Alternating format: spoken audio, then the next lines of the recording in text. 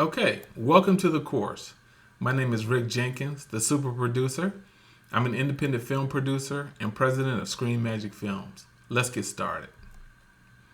Producing independent films for profit, the development stage. All right, what is the development stage? The beginning stage of producing a feature film. This is when you first start to formulate your plan to produce your film.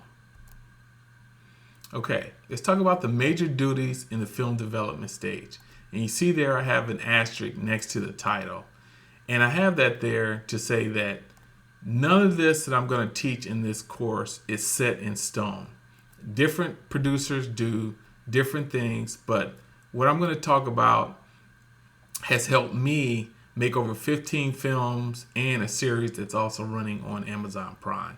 So you want to follow along, but if you want to change a few things, that's fine. It's just that this is what I suggest you do, and this is what has worked for me. Okay? All right, the first thing you want to do is decide what you are and stick to it. And we'll go through all of these that I'm going to talk about in detail, but I just want to break each duty down into what exactly you should be doing in the development stage. Second is you want to find your location. Next is story development. You need to develop your story in this stage. All right, you want to start to put together your budget in this stage. Then you want to actually start to put together your first draft of your script.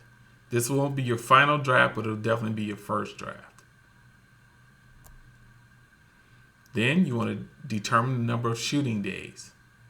This will help you when it comes to actually hiring your cast and crew and letting them know how many days you're going to be shooting. And finally, you need to find your editor in this stage.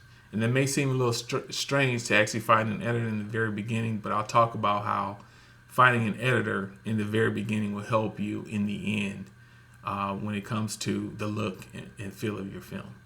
So these are the major duties that I'm going to talk about in the course, and I'm going to break each one down so that you have a clear understanding of what you should be doing in the development stage so that you can move on into later stages and you're very organized and planned out and ready to go.